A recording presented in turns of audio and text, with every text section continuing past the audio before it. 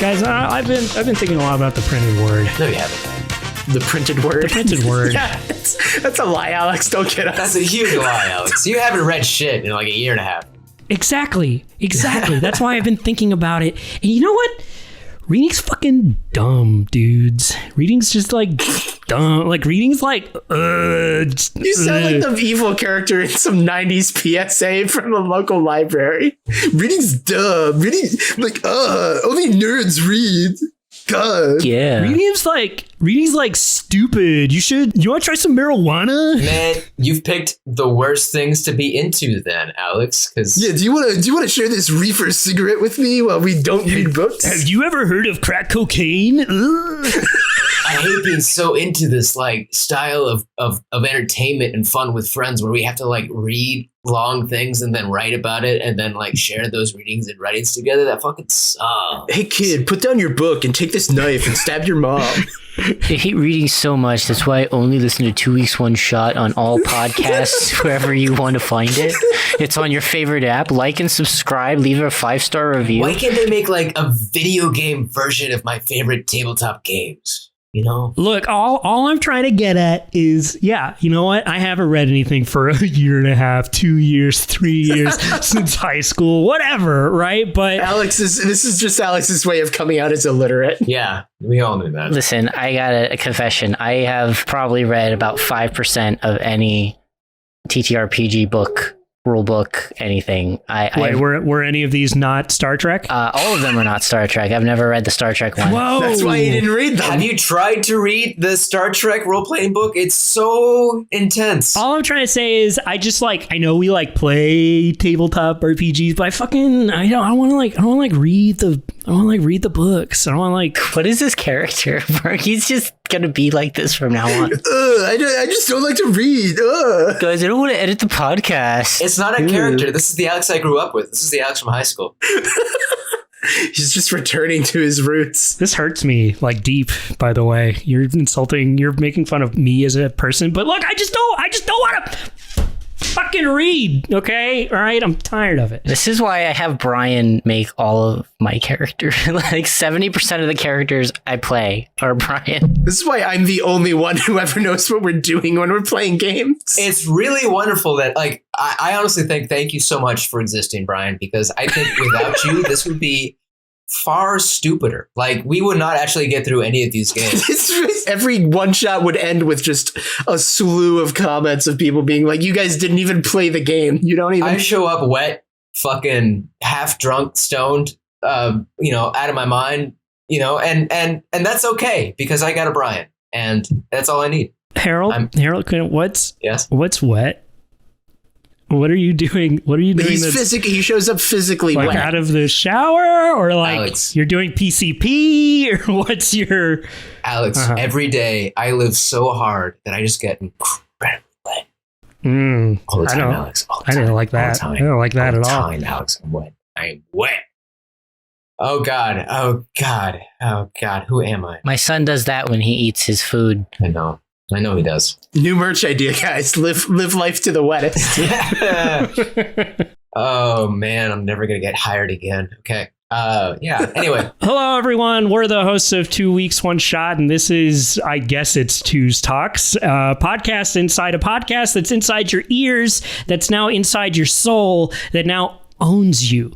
Where we, the aforementioned hosts of TWOS Cast, talk about getting wet, I guess. Say hi. We're like your Warlock patrons, so like and subscribe on us on the Patreons, so we can feel your love. That was good. That was really solid. Thank you. Was that Eldritch speak or a stroke? Eldritch speech, yes. How's it? It's hard to tell with Harold these days. He kind of strokes out sometimes. We can feel your love. Introduce yourselves. Who the fuck are you people? Hi, I'm Harold. That's John. I'm John, and I want to. One at a time. That's John. I want to feel your love. He wants to feel my love. Mm-hmm. Mm-hmm. I like the idea of introducing each other. Like, oh yeah, that's John. Whatever. Fucking. That was Brian. I'm Brian. Yeah. Hi, Brian. That was Harold. I am Harold. This is great for audio. This is John. That was John. They wanted me like this. This is how they want me. This is what you get. Are you confused yet, listener? Hey, no one introduced me. Hi, Alex. Alex. Thank you. There we go. It's me. We talked about you a lot in the beginning. Alex, you've been introduced. You're a man who needs no introduction. Yeah, we assume that the audience can picture you in their minds the moment your fucking mouth opens.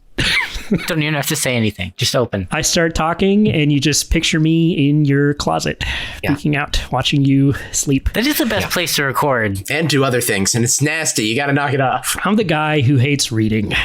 Alex comes to me every night and tells me about the things he sees you guys doing while you're listening to the podcast, and I'm tired of hearing about it. Yeah, Jeff, you know what you did, Jeff. It's disgusting. You know what Alex sees us doing? Going back to our original topic here, I think things that Alex has seen me do is that wasn't our original topic.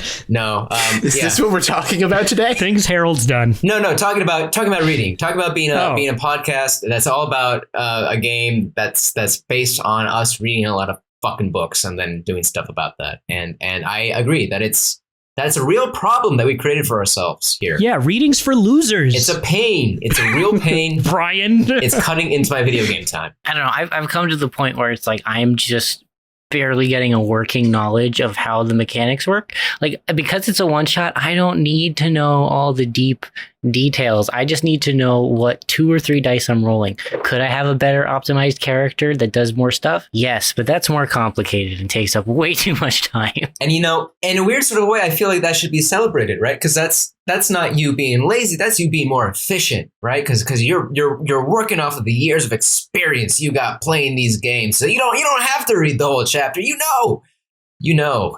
Yeah, 80% of our show is just making up a voice. That really is it, guys. I'm sorry. That's it. And we're getting kind of lazy about it, aren't we? Voice reveal at... Yeah, we're all just doing our voices for these episodes. Why are we not? Voice reveal?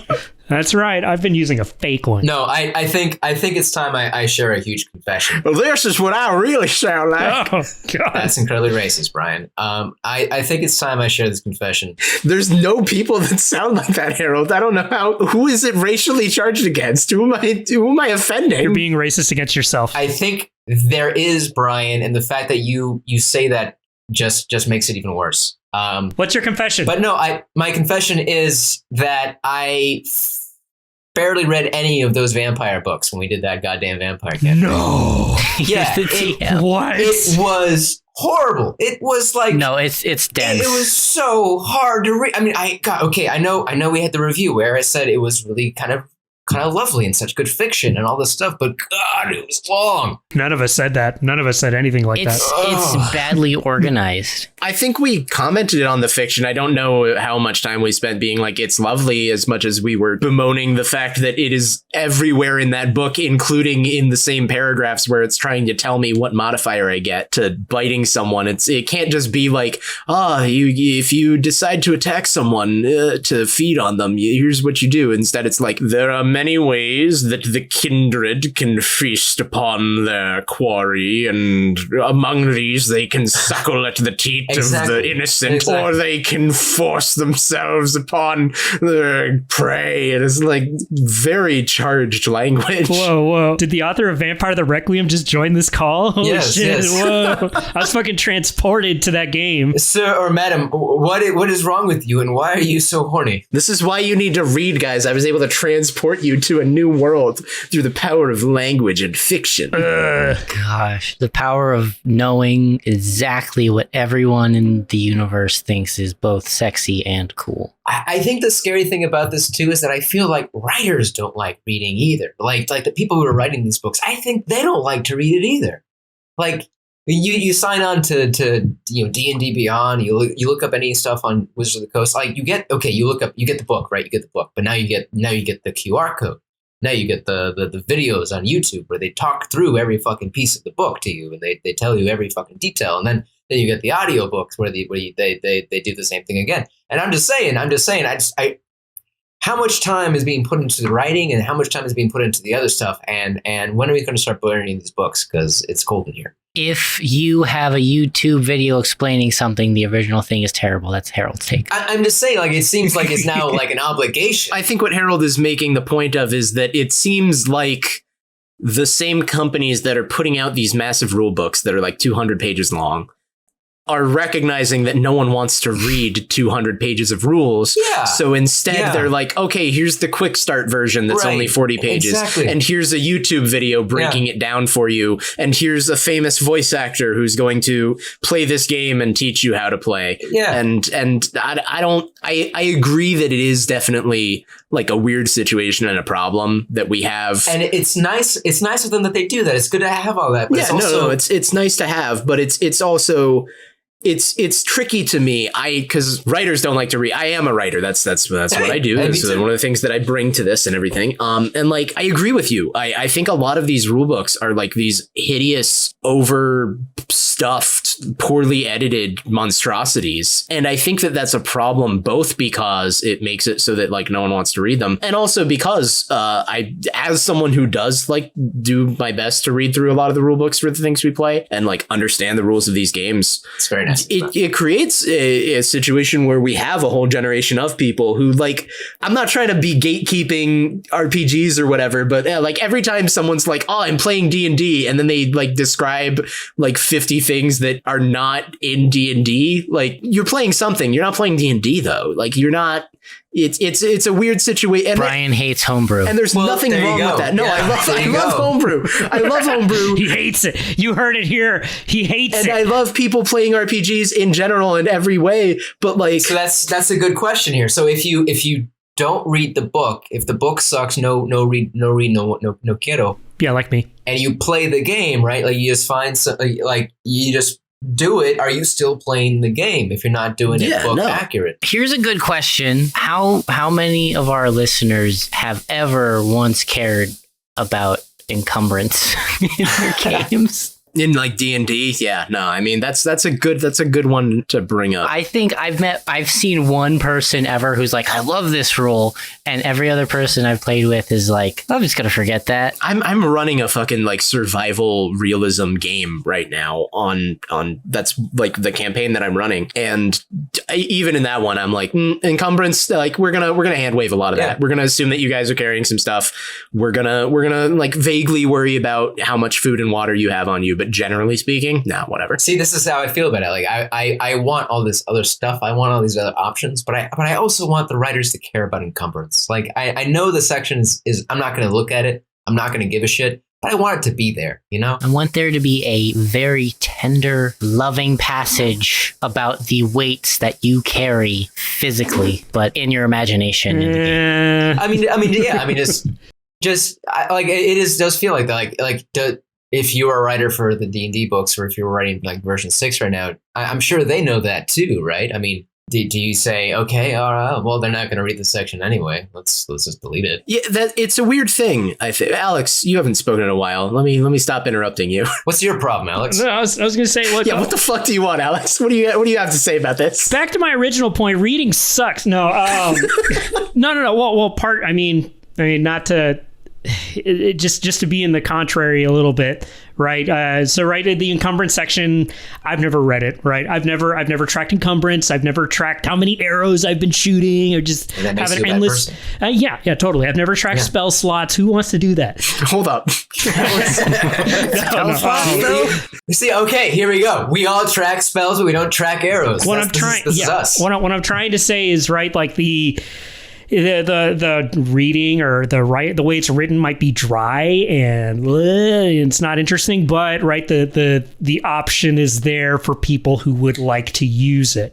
But I get what you're saying, right? I don't think I've ever played in a game where encumbrance mattered. I don't think I've ever played in a game where I have to worry about, I'm holding this much money, this is how much that money weighs.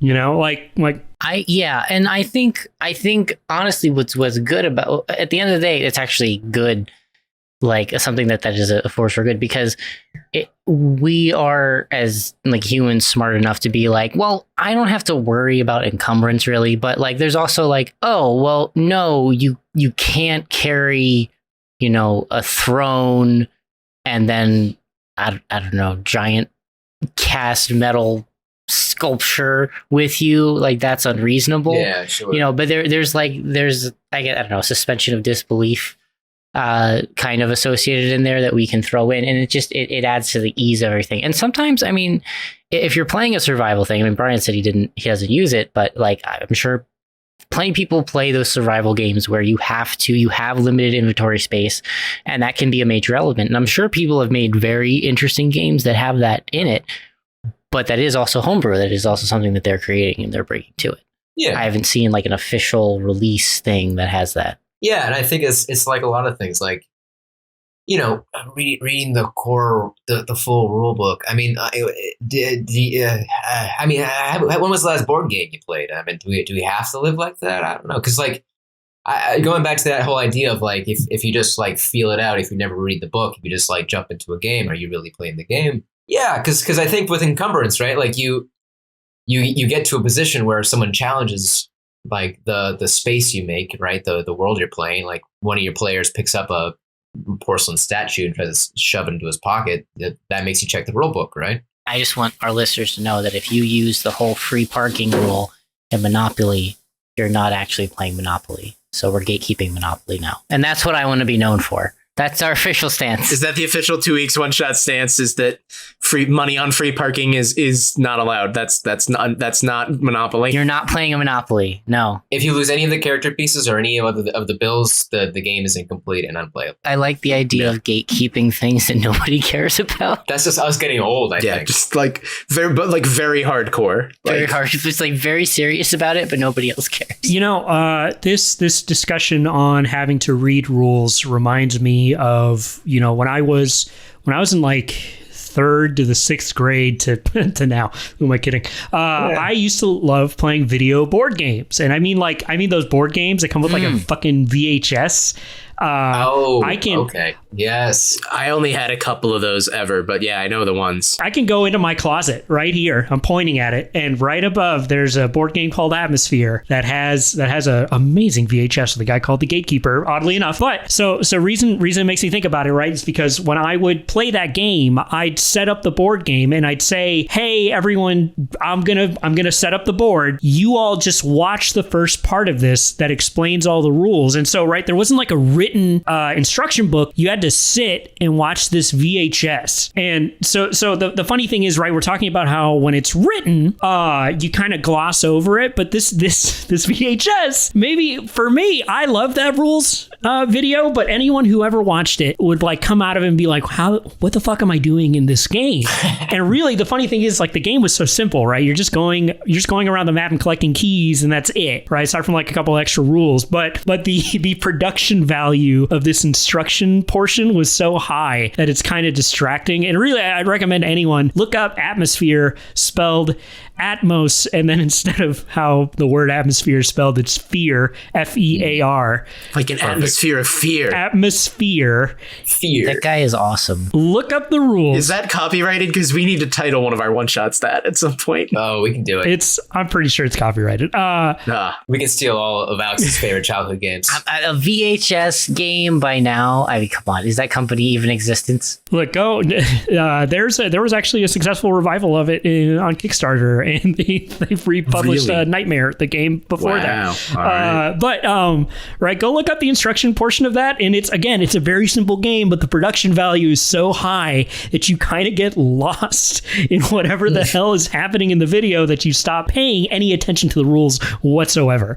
Right, I just wanted to present that as a counterpoint to having to read them. Right. Well, no, I feel like the writing equivalent of that is something like Vampire the Requiem second edition, where you have these huge high, the equivalent of like your high production values for this video where you have all this stuff in the background that like distracts you from what the person's saying.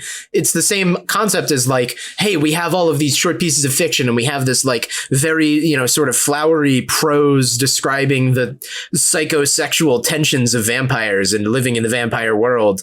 And all of that is happening at the same time as I'm getting the rules, and it makes it very distracting. And it's one of the things that I think, because when I do enjoy like reading the rule books for RPGs to a certain extent, as long as they're decently written. Sure. For the sake of understanding I like to understand the rules. I like to understand what these people have put their time into creating. And I have to say, like, even well-written rule books, more often than not, I feel like they could probably be half the length they are. It's if true. everything were just written out in a more direct manner. It's and true. if they used, like, I'm gonna maybe I'll upset some of our audience here, if anyone cares, but No, don't you dare. one of the things, maybe one system that you could draw a lot from for making rules that make sense is 4th edition D&D, because they did a very important thing of creating a lot of like keywords and specific game language, and then only ever using that game language in that way and making it very clear, like what, you could reference what it meant and then refer back to that. Yeah. And that made it so that a lot of the rules, sections for describing how things work can be a lot more straightforward and clear and easier to parse, hopefully in some ways easier to parse through. That's good. I will say for 5e, being as more intro, like beginner friendly as it has been, I've liked that a lot about it, because I my biggest pain point with creating a character is everything is in different places. And like, it's not in order how you think it should be. Like, I need a step-by-step guide that is actually a step-by-step guide. Like, they have it, but then you have to flip to like, oh, go reference this thing, go reference that thing. Go read this whole chapter. Yeah, it's really like annoying. And it makes me not want to create characters, which is also why I also have the excuse that I really actually don't have a lot of time. So Brian creates my characters at like They don't even know 50% of the time. They already know. I've referenced that so many times. But yeah, it's very difficult. And I would love if, I don't care that if the information is restated. I want 10 pages that are just everything I need to create my character, or it's very clear. If there's something to reference, it's in the very next section. I don't want to skip sections. On that, I mean, I think looking at version 4 to version 5, I mean, like Wizards of the Coast has done an amazing job to cater to the brains like John who need it to be more and more concise. And like going through the version 5 book, like it is, very like structured. Every paragraph, especially if you're going through the character thing, is like, you need this information. It's not really there to be flowery.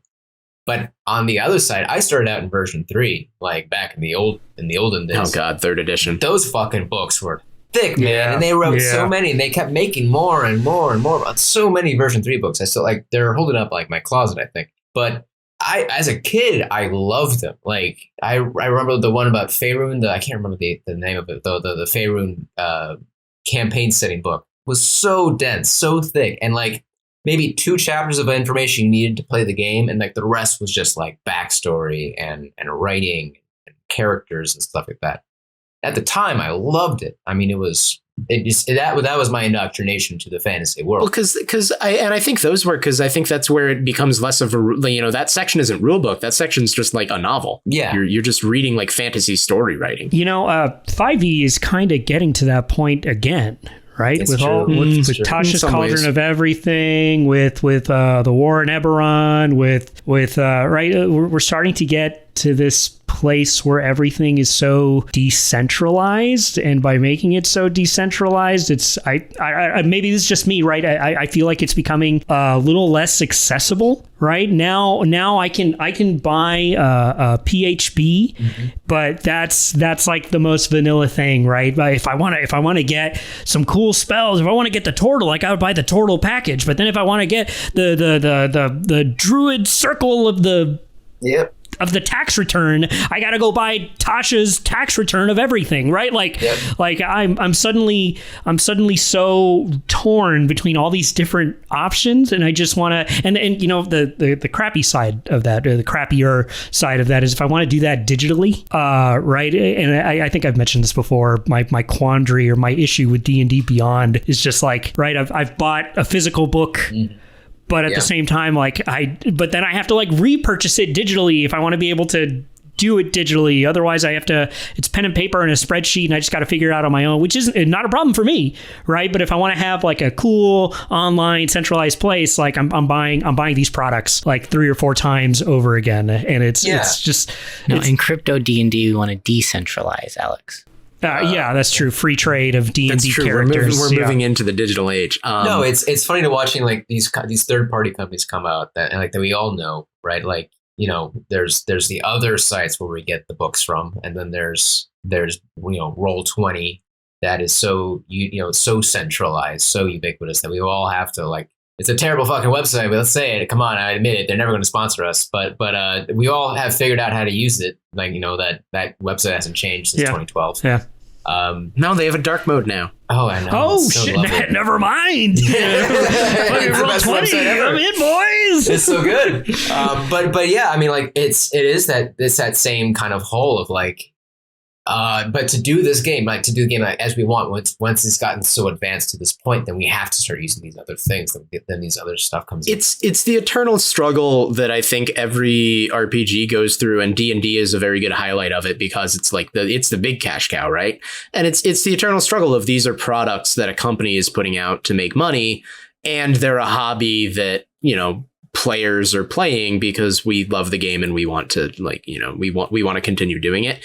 And it's that I think it is that eternal struggle between like we want all of this content, we want all of this to be made available, we want to continue seeing updates to this game and everything, but at the same time that from the company side does necessitate that like, well, we're going to make this new content and we're going to put it in a book, right? And then that book is going to go to press and you're going to buy it.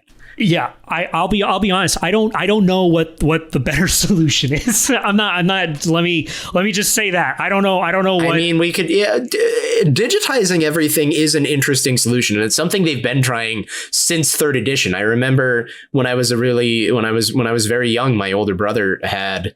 I think it was called D&D Tools, and it was like a CD I remember that one. that you could put in your computer, and it was an application that basically like had like a compendium of all the 3rd edition information. And you could build characters and NPCs and monsters and creatures with it, and it was so cool. You were living in the future with that thing, man. It was great. And we had a lot of fun, like just dicking around, making random bullshit on there, and it was a fun time. And since then, like we've progressed through, like D&D 4th edition had a lot of online component to the game that you could reference. 5e has D&D Beyond and these compendiums and everything, and like maybe that is the solution as we move forward is that it's going to move away from hardback books that you have on your physical shelf and more towards hey, here's this online compendium of these rules and we're going to keep adding to it over time. And maybe I don't know if there's like a subscription fee for that or if it's just made available or what, but I wouldn't mind to see like a company like Wizards of the Coast if their new version, if version 6 or 7 comes out and it is this